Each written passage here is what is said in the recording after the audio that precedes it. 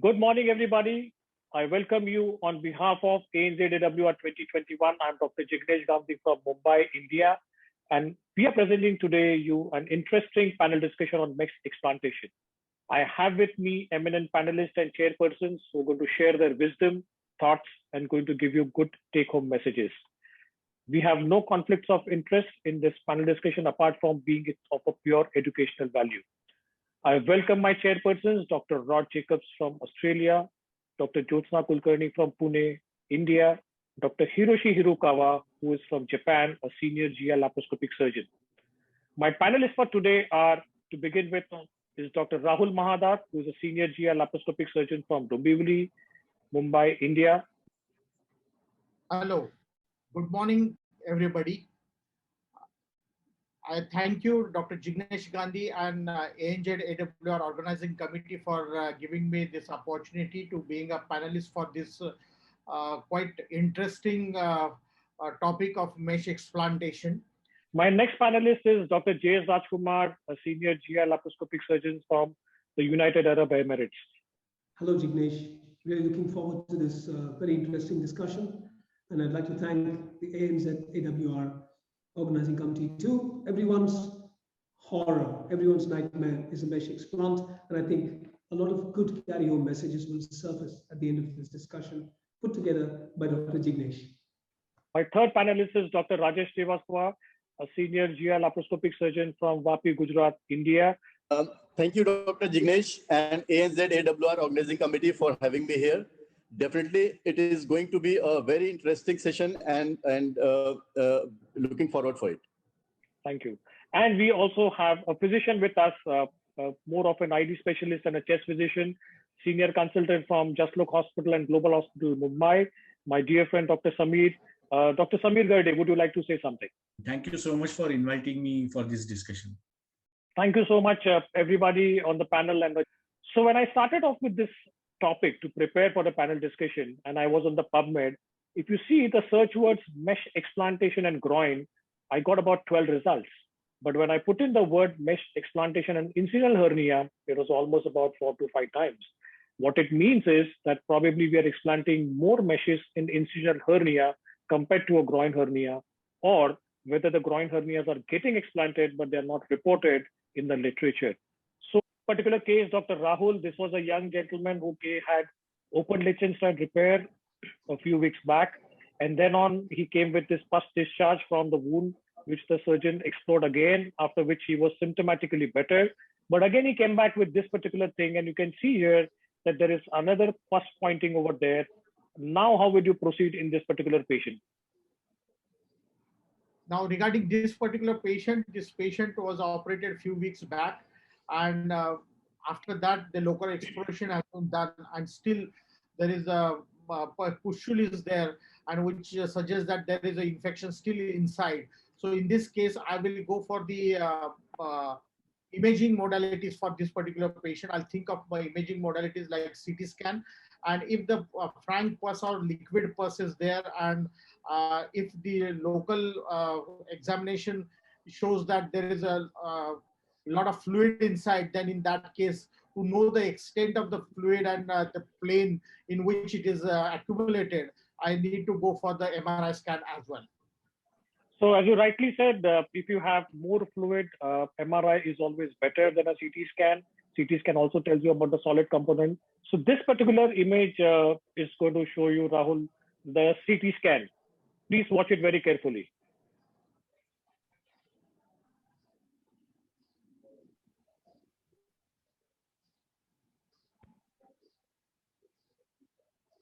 So as we can see, I'll just read the CT for you. There's a lot of stranding, and you can see the pus pointing, which is obviously showing more towards going to the skin. So what would be your mesh explantation protocol? Now, in this particular patient, as CT scan shows, there is a connection to the skin, and the fistulous tract is quite visible well. So in this patient, I will think about the open explantation rather than going from inside. So I will go for the open approach for this particular patient. And during that, I'll do the culture for the particular first discharge, and a routine culture first. And then we will see what it turned out to be. And also I'll involve the infectious disease specialist for this particular in this particular case, and accordingly we will plan for the patient.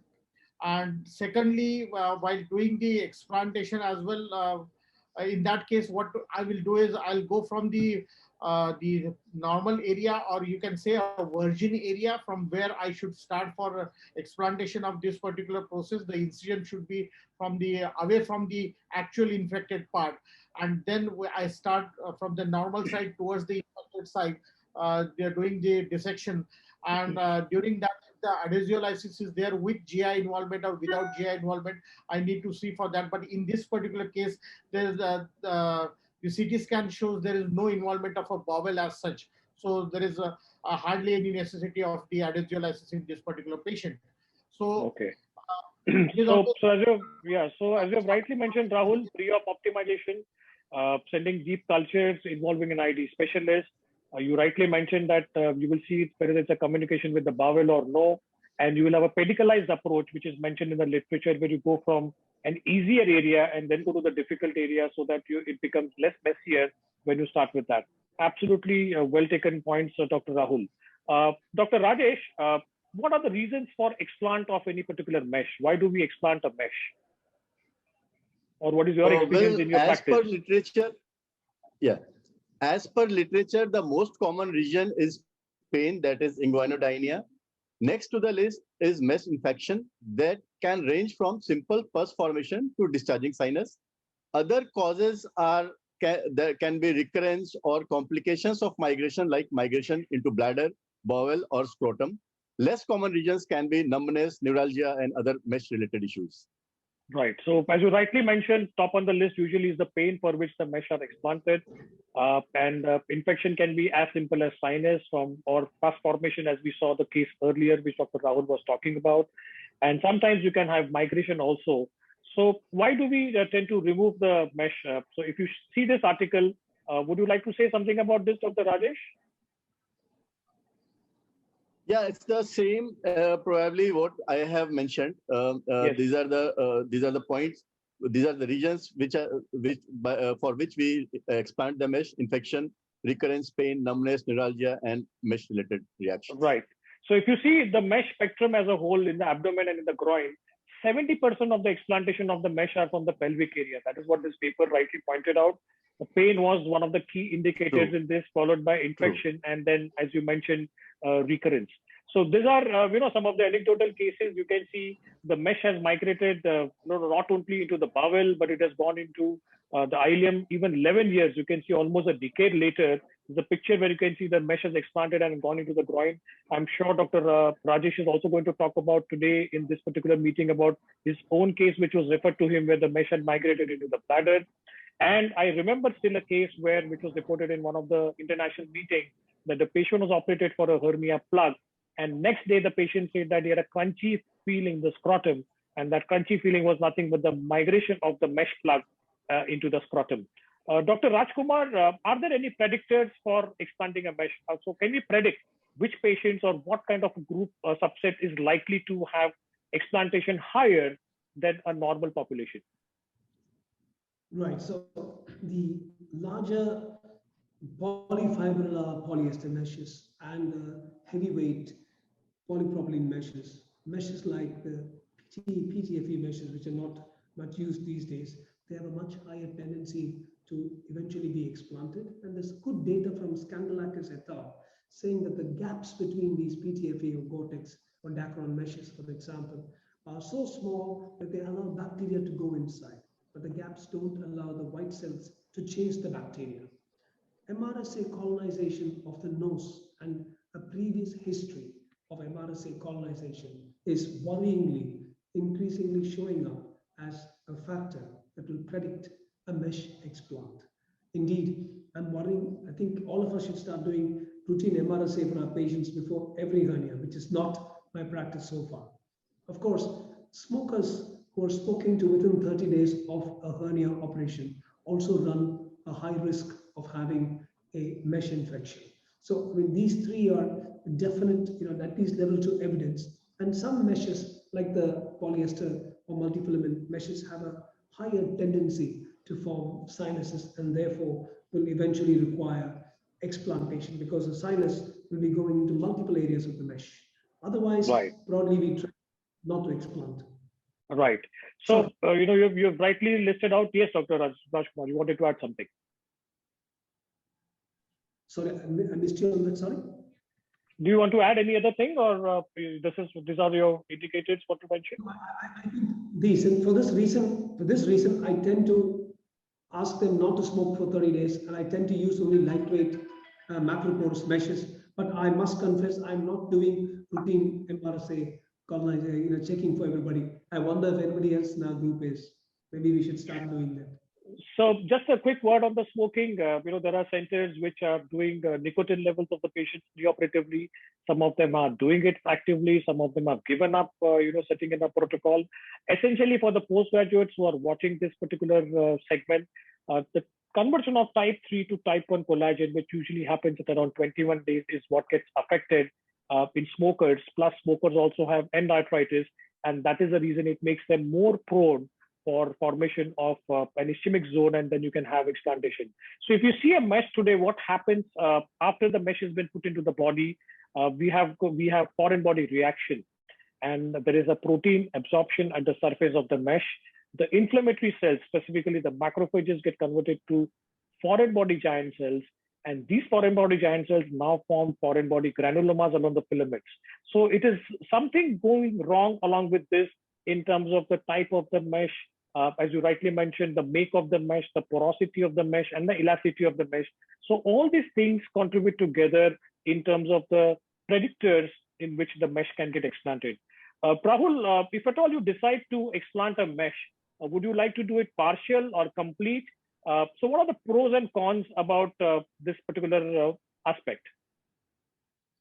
Now, regarding the mesh explantation, always you should think about the complete excision of the mesh. If you do a partial excision, then in those cases, it will there are high chance that the patient can get a reinfection and hernia recurrence as well. And because of that, that patient needs further again the re-explantation of that particular part of the mesh which is remaining inside. But for the complete excision, the wound status should be a chronic wound status, and collateral damage of cord structures and the vascular injuries and the other surrounding structure injuries are very common with the complete excision. So you should be always prepared about what is you are going to face, and accordingly you have to manage, and then you should go for the excision of the mesh. So what you rightly mentioned, Rahul, was there's a very thin line balance between partial and complete. You want to always remove the mesh completely, but you really need experts like the experts on this panel and the chairpersons here, where you need to prevent any collateral damage. But the risk of doing a partial excision is that you keep behind the foreign body, and that can also give rise to the problems. So if you see this study, this particular study compared of complete versus partial, and you can see very clearly that maximum mesh removal is mandatory. That is what came out of this paper, which was published in 2018. Dr. Rajesh, in a patient scenario where you have explanted a mesh, so for example, what we saw earlier, after an open groin hernia surgery, what happens next? Would you like to suture in that area? If you've got a defect, would you like to put in a mesh, or you don't intervene at all? I will like to divide your question into two parts. Like if the explantation is because of mesh migration without complication, or if the explantation is for recurrence or inguinal, I will go for a fresh mesh repair again. But if the explantation is because of infection, there could be three options with me. Number one is suture repair, what you have rightly said, but suture repair has very high recurrence rate. Second could be a biological mesh, a costly option, again with fair number of recurrence. I have no experience of it. I will not go for it. The third option, which I will like to opt, is a staged repair. That is, I will explant the mesh. I will let the infection to settle, and then I will take the second call. Okay, so it's rightly said, that if once you have a scenario, see for what you are doing it. If it's going to be for an infected scenario, I think doing it as a stage repair probably would be the best option for that particular thing, because anything doing at the same site can add to more problems. Dr. Samir, let me bring you to the picture now. As a surgeon, we remove the mesh and the pus from the operative field. Now, what investigations as a specialist you would like to us to send it for? So that's a very interesting question, Dr. Jignesh. And I'm sure as surgeons, you all always send it for aerobic culture. Any pus is generally sent for aerobic culture and of course for the cytology purpose. But I always, and it has been a practice now, even all the surgeons have started practicing that it is to be also sent for AFB culture, because in an endemic situation in India where we are practicing, there's a lot of atypical mycobacterial infections that we have seen. So aerobic culture, AFB culture, also for gene expert, and of course, as rightly Dr. Rahul, Dr. Rajesh, everybody has mentioned that the scraping of the wound also to be sent not only for histopathology but also for the same cultures, AFB culture and aerobic culture. So that will be my. I will always insist on both aerobic and AFB culture. Okay, great. That's a good message. So what we learn from you is that send it for aerobic culture, AFB culture, both, because you never know, it could be a pure bacterial or a AFB or a mixed kind of a situation. Dr. Rahul, the mesh, you would like to send it to a pathologist, yes or no? And if yes, what are the learning points from there? Regarding mesh explantation, I always insist on the pathologist to go for the mesh examination, and I'll always send the pus as well along with that. But in case of a mesh, if I send a mesh for the pathological examination, then I'll ask my pathologist to look for the what type of inflammatory cells are there, and is there any other structures are attached to this particular mesh part. That is the collateral damage that can happen because of the mesh integration into the tissue, like nerves, like vessels, then whether the mesh is folded or not, because that also is going to give us the idea about the organisms, culture organisms also. And then the mesh degradation also I'll look for, because the mesh degradation are also most important, because the type of mesh which are used, if it is a polyester mesh or it is a polypropylene mesh, then the difference between the two mesh will be totally different. So you can accordingly you can change your the further strategies for the treating that particular patient. So very well said, Rahul. So if you see the literature, I could find one article where they had concluded in, I think, some about 1,000 cases where they mentioned that the mesh explant is to be stopped and should not be done.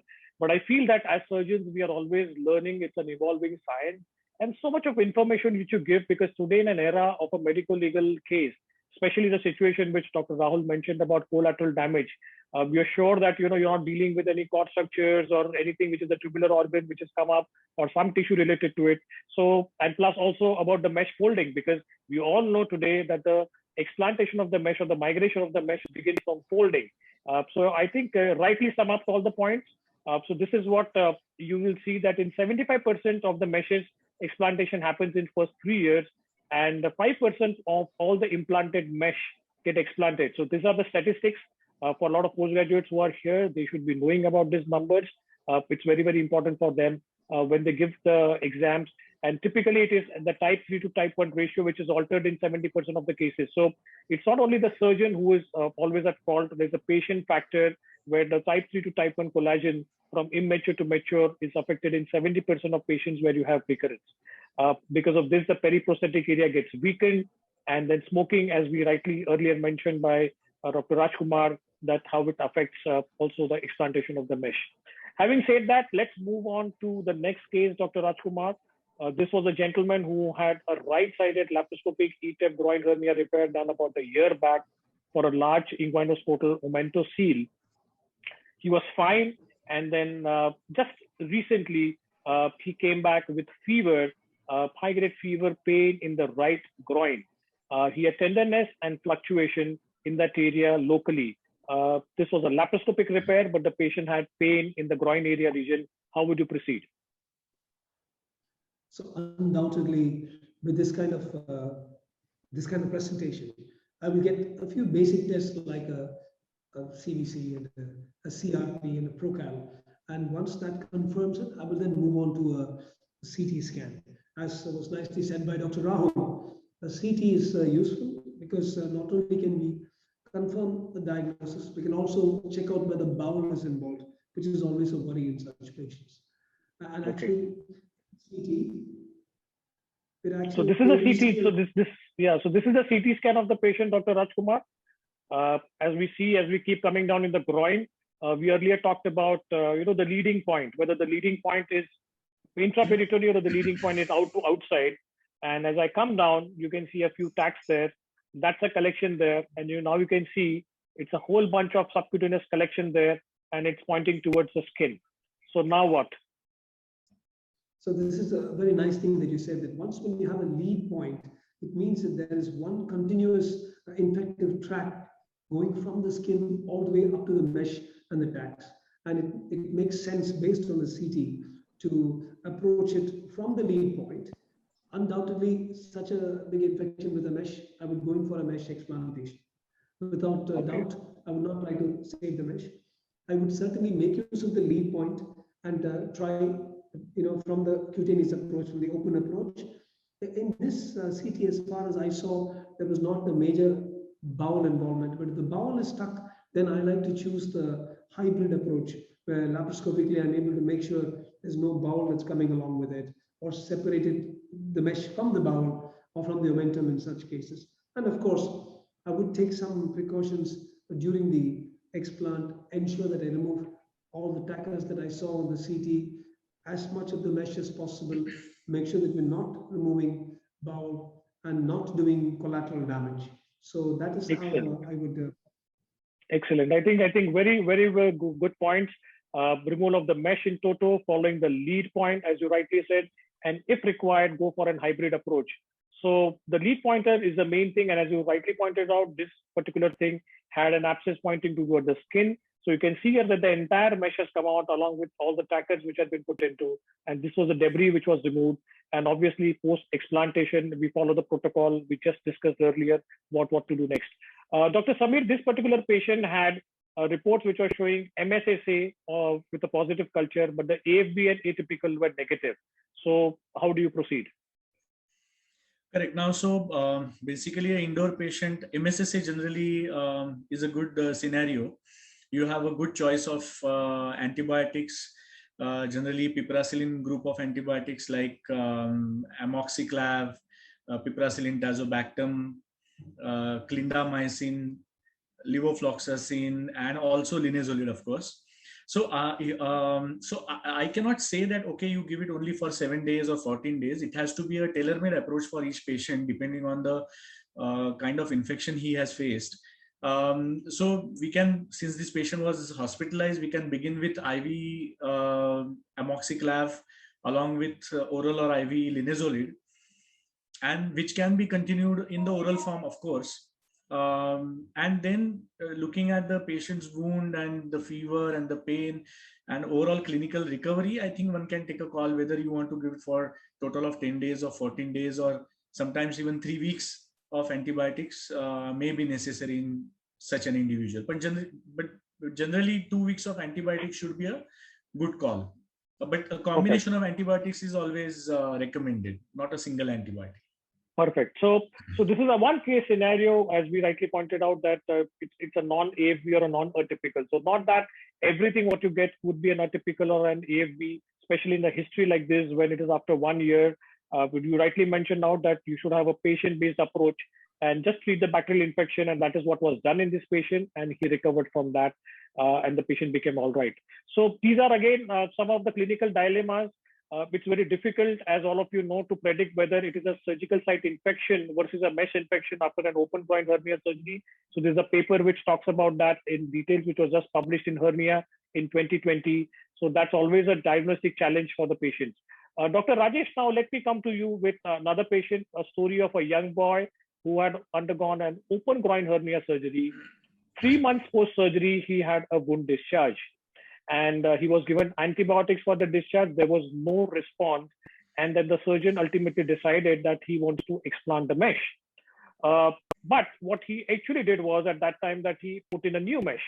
So we already mentioned, you would do a stage protocol earlier, but here it's a different scenario where he put in a new mesh, a macroporous mesh of a different make, and then he put in a drain for this patient. Now, what would be your plan of your treatment? And now the patient continues to have 6 months of drainage with discharge, which is a CS, which keeps coming from the drain. Interesting case. Well, I don't think I am left with any other option except explantation of the mesh. But the most important point in this is there should be proper debridement of the cavity, which should include all the previous mesh, sutures, tackers, if any.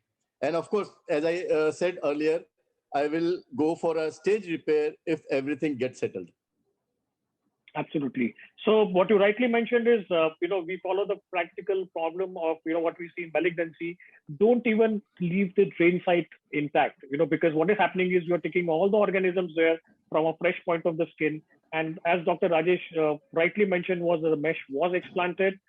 These are the wound pictures of that patient post-discharge. And you can see here, what was done was that this patient also the drain site. So in fact, this patient was referred to me, and I also removed the drain site, because this, if you leave behind, you will always see that some surgeons often tell me that my main wound has become all right, but now the drain site is showing some kind of discharge. So this is what you should do when you get, absolutely rightly said, Dr. Rajesh. Sameer, this patient grew an atypical mycobacteria. What more information you want as a specialist, what drugs of choice you have, and how long will be the treatment duration? So can you just elaborate and take us through this journey of atypical mycobacteria quickly? So Dr. Jignesh, this can be an entire webinar, atypical mycobacteria, but just give me 3 minutes to give a background. So we have been always occupied with Mycobacterium tuberculosis, Mycobacterium leprae, and in the African subcontinent, of course, Mycobacterium ulcerans, which is known as Buruli or Bansdale ulcer. But that was in HIV AIDS pandemic time. They had various names like atypical mycobacteria, anonymous mycobacteria other than TB. But the commonest accepted nomenclature now is non-tuberculous mycobacteria. NTM is what has been commonly referred to. And mind you, there are 100 species which are classified, but not 100. Okay. All the 100 obviously cause problems in human beings.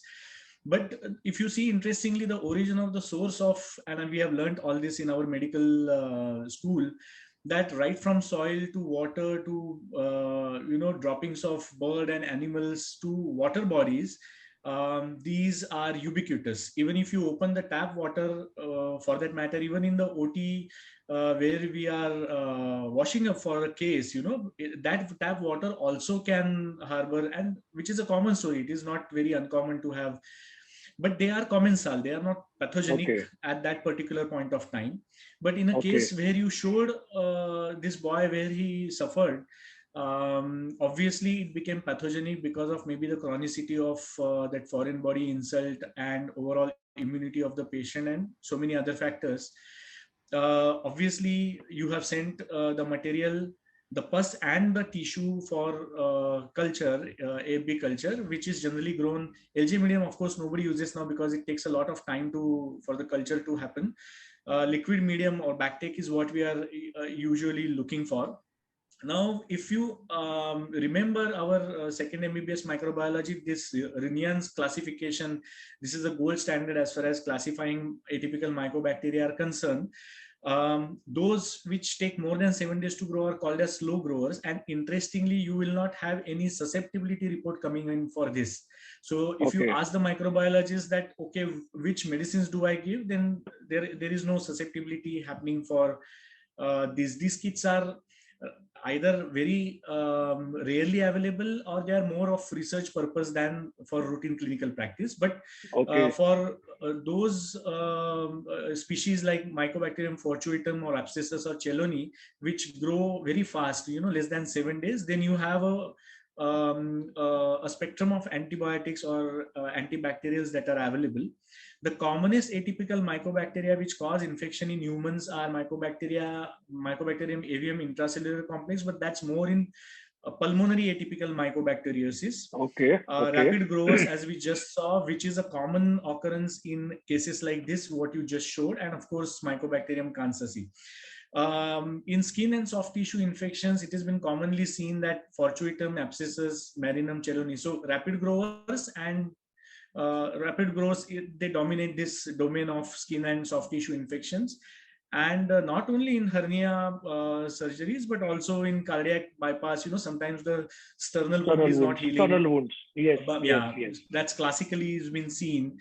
And of course, in trauma cases, road traffic accidents who got admitted and the wounds were infected with atypical mycobacteria. So that is because the water or the contaminated water could be a direct source of infection in these kind of cases, which of course we use for cleaning our equipments, surgical instruments, and there are so many other objects that are there in the OT which can literally harbor these bacteria.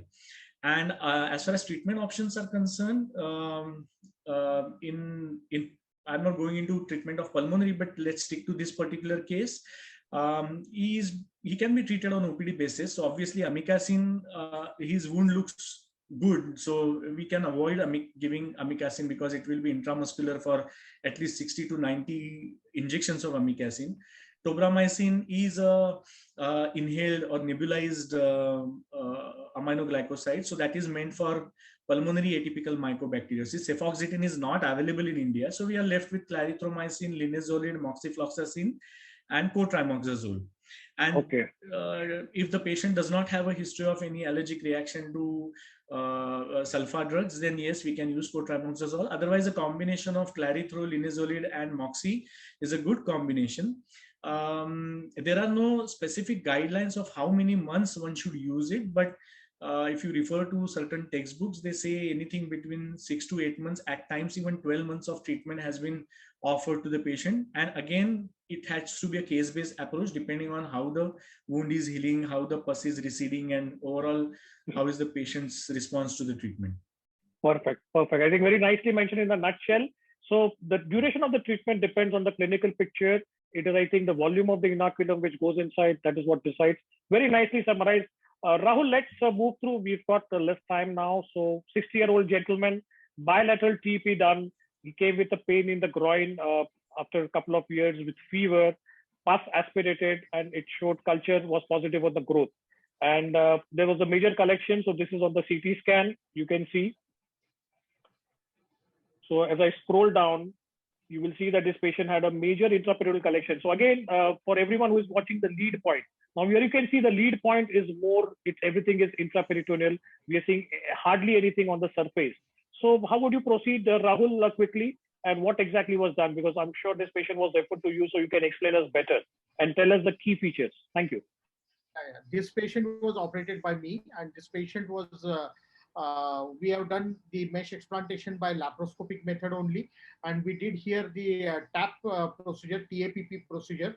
And the most important part was, as you are seeing on the screen, that after removal of the mesh, the most important thing is the wall of that mesh, which is the pus which has accumulated around the mesh has formed a wall, and that wall needs to be scraped completely from all the sides, and that is most important.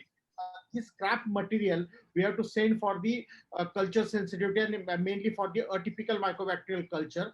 And we have seen in this particular patient that rather than on the mesh, in the scrap material, we got these atypical organisms more than the mesh itself. So mesh just showed the granulomatous tissue, but in the wall scrap material, we got this atypical mycobacteria. And then we started on the, as already mentioned regarding the treatment plan with the same antibiotics, we have started, as Dr. Samir has already mentioned, all the drugs and same drugs for this particular patient, and the patient completely cured of that particular thing. And this patient is now around 9 months post the procedure, and now he is absolutely right. There is no sinuses, nothing, and his CT scan also showing no collection, and everything is normal. But and surprising thing in this particular patient is there no hernia as well. Thank you. Great, great. So the principle is very simple. If you have a bacterial abscess, it's incident and drainage. But when you have a tuberculosis coming in, it's a 360-degree approach to remove everything, including the granulation tissue. Dr. Rajkumar, this was again a patient, referred to one of our AWR senior consultants. You can see the skin and everything is absolutely fine. But this patient started getting pain in the groin post CAPP 1 year back, high-grade fever. He came in COVID times. How would you plan? So this is a scan which you can see multiple tackers there, and I'll just quickly show you also his CT scan of this patient. And as we come down, again, the concept which you really mentioned earlier on is a lead point. So as we keep coming and scrolling down this particular CT scan, we will see that there are large collections. And again, for all of you, on the skin there was nothing else. The skin was looking absolutely normal, but there is all the collection over here. So Dr. Rajkumar. Yeah, actually, as you rightly said, the CT post-infection, one needs to only look at whether the infection is deep to the mesh site or superficial. And here, as you rightly said, we're not able to see a lead point, and therefore this would not be a very good one to explore transcutaneously or open. I would therefore opt for a laparoscopic approach, or in some cases a hybrid approach to access and take out, exactly like Dr. Rahul had done, to take out the mesh, take out the tackers, as many as we can, to take out the pus, to do a good scraping and a debridement. And there is no way I would put a mesh back inside at the same time. That's what I would Absolutely. Do. So this is a way it was removed laparoscopically, as you rightly mentioned, by the senior AWR surgeon, and the patient did well after that. The mesh was removed with the tacker. Laparoscopy was taken as a lead point. Special precautions, as you rightly mentioned, is if required, you do a hybrid approach. Keep a vascular surgeon standby, because sometimes you could have things sitting right on the vessels there, so you don't want to land up with that. There have been incidences when the patients have been explored for a groin pain and the mesh has been expanded, and there have been intraoperative vascular injuries, especially in the order of frequency, infraepigastric, iliac vessels, corona mortis, extraocular obturator. So all these things have been used, right from energy device to suture to primary repair. And the conclusion, as you rightly mentioned, Dr. Rajkumar, is we need experts and centers like yours, where we can do a safe and effective operation. It should not be done by everyone and anyone who is present there. Dr. Rajesh, quickly, as a young boy with a 6 month post-open mesh plasty, you can see a sinus there. Yes, how would you like to proceed? Would you like to wait, explore, yes or no?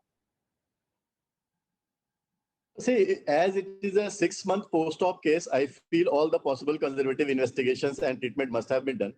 Now, as it is 6 months, so I will go for a CT sinogram to just know the extent of the sinus.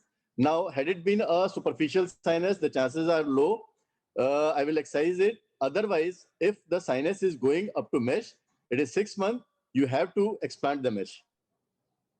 Now, yes, Okay. Concept of biofilm, because in Yes. these type of cases, as it's a 6 month case, a biofilm is formed. What is biofilm? It is basically a bacterial growth of a colony that is covered with a polysaccharide matrix film. So once it is covered with that film, so no antibiotic will invade it, and so explantation is the only option. Okay. And Rahul initially mentioned about the concept of putting a methylene blue. So there's a concept of bluectomy, where you put in that. But what they've shown is that don't only remove the part of the mesh which is blue, remove it entirely, as we discussed the pros and cons of partial versus complete excision. So this is what is a machine called IBC 5000, where you can detect the biofilm. These are available in specialized lab. Dr. Rajesh, what is the importance of CBC? I'm talking about a complete blood count in predicting SSI in groin hernia. So would you like to enlighten us, because for the viewers, it will be a major shock that why are we talking about CBC in a case of groin hernia? Excellent question, and I'm surprised how updated you are. Actually, you have discussed with me about this.